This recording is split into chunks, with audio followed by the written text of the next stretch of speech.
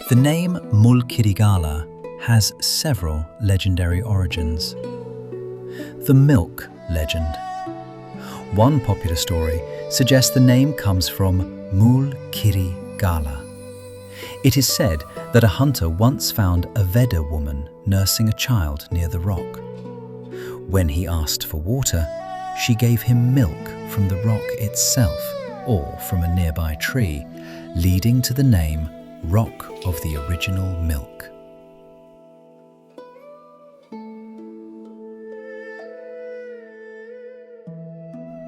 Another theory is that it was named after Muhundagiri, a name found in ancient inscriptions referring to the site during the Anuradhapura period.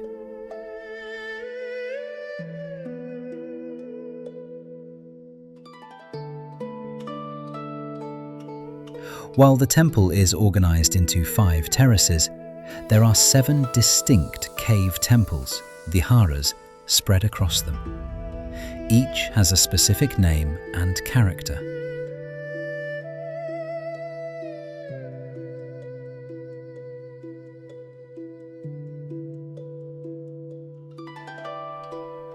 Paduma Rahat Viharaya contains beautiful lotus designs on the ceiling.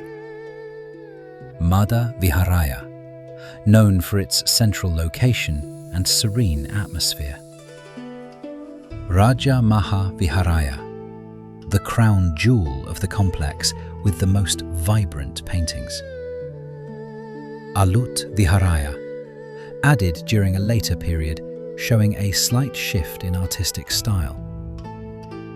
Naga Viharaya, named after the serpent motifs found there. Pirivena Viharaya, historically used as a place of learning for monks. Parinirvana Viharaya focuses on the passing of the Buddha at the upper levels.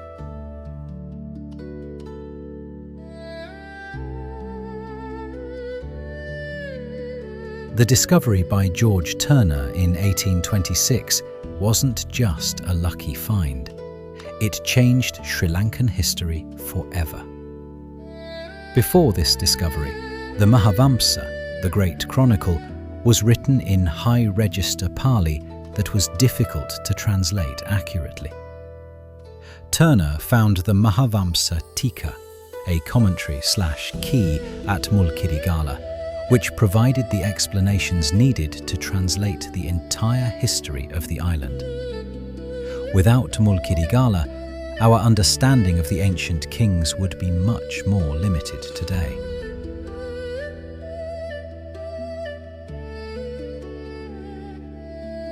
There are exactly 533 steps to reach the very top. While that sounds like a workout, the path is divided by the terraces, allowing for plenty of breaks to admire the art.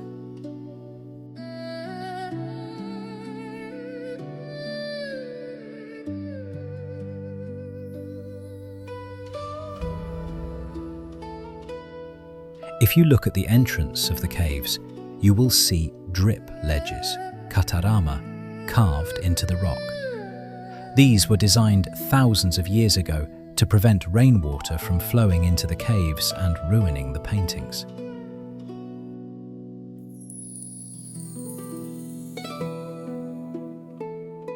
There are several Brahmin inscriptions scattered around the rock, which confirm that the site was a monastery for monks as far back as the 2nd century BC.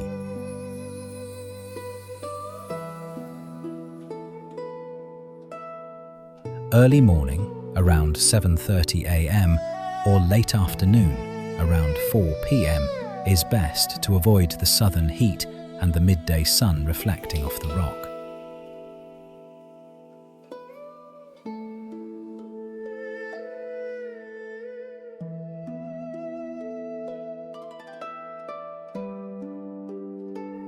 From the Uda Malua, top level, on a clear day, you can see as far as the ocean at Tangal and the distant mountains of the Central Highlands.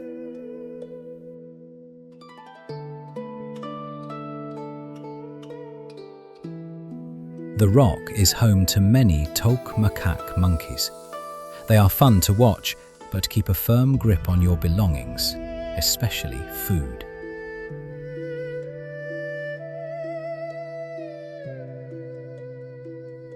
Primary purpose: continuous religious temple, fortress/royal palace. Atmosphere: spiritual and quiet, touristic and grand.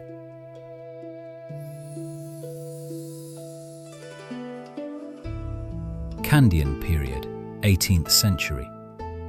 Anuradhapura period, 5th century. Easier climb, mostly shaded. Steeper climb, very exposed.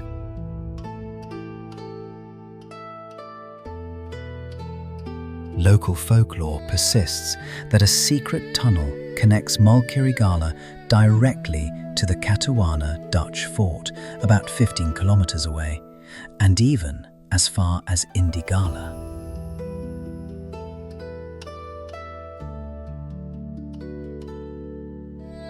While archaeologists haven't officially excavated a full tunnel, there are deep fissures in the lower caves that remain unexplored.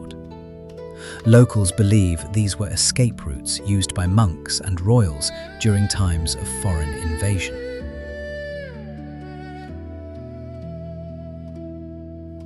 The Dakshina Latha inscription.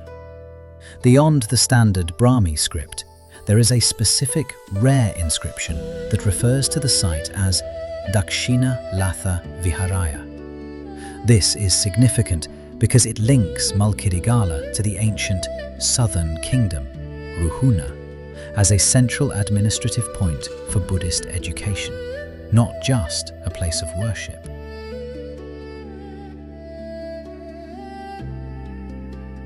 It functioned like a regional university long before modern schools existed.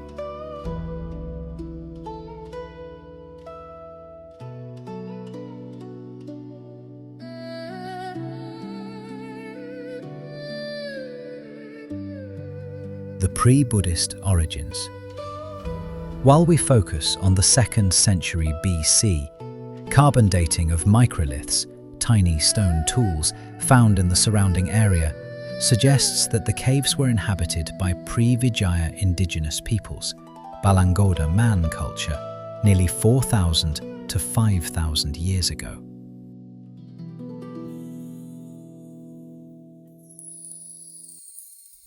The Buddhists didn't just build a temple, they inherited a site that had been a center of human life since the Stone Age. The paintings at Mulkirigala use a specific binding medium that differs from the Sigiriya frescoes.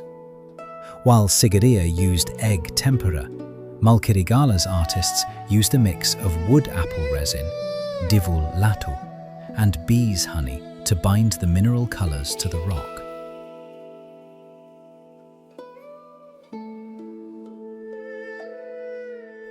This organic glue is why the paintings survived the extreme humidity of the southern jungle for over 250 years without peeling.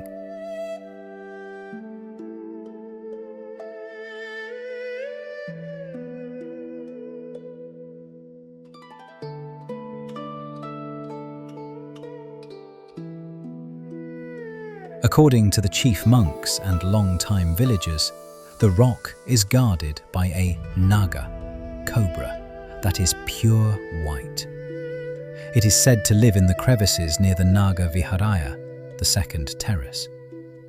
While it sounds like a myth, many pilgrims claim to have spotted a large, pale-coloured python or cobra near the rock ponds during the Poya, full moon nights.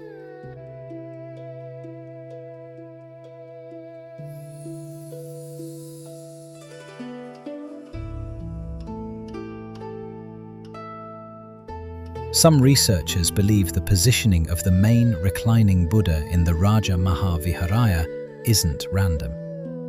It is aligned so that during certain times of the year, the setting sun casts a direct glow through the cave entrance onto the face of the statue. This light offering is a common feature in ancient rock architecture, like at Ajanta in India, but is rarely discussed regarding Mulkirigala.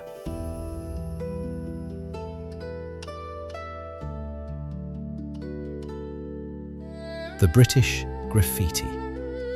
If you look very closely at some of the non-painted stone surfaces near the upper terraces, you can find faint carvings of initials and dates from the 1800s.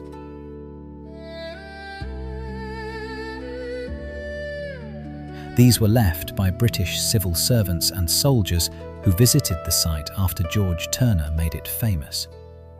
It's a tiny, somewhat controversial, modern layer of history etched into the ancient stone.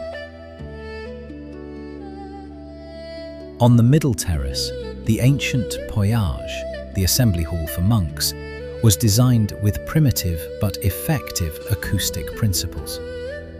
The slant of the overhanging rock was utilized to create a natural echo chamber. When monks chanted pirith or conducted disciplinary rites, the sound was amplified by the granite curves, allowing the chanting to be heard clearly across the lower terraces without any modern equipment. The small white stupa at the very summit, Uda Malua, is positioned in a way that suggests astronomical intent.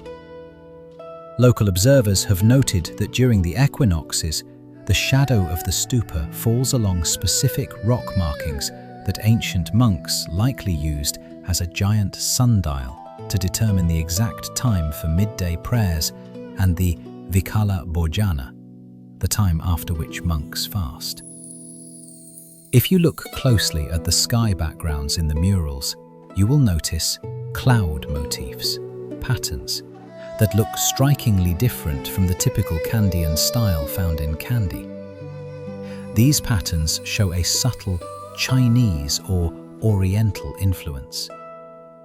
Historians believe this is due to Mulkirigala's proximity to the southern coast, where artists were exposed to imported Chinese ceramics and silks traded at nearby ports like Hambantota and Matara. Ancient rock inscriptions near the base mention a unique way of demarcating the temple's sacred land. Instead of using miles or feet, the boundary was defined by the reach of a drumbeat. The area within which the temple's ceremonial drums could be heard was considered the Sima, consecrated zone, making the very air and sound a part of the temple's legal geography. Mulkirigala has been a sanctuary for rock bees, Bambara, for millennia. Historically, the collection of rock honey from this peak was a specialized ritual.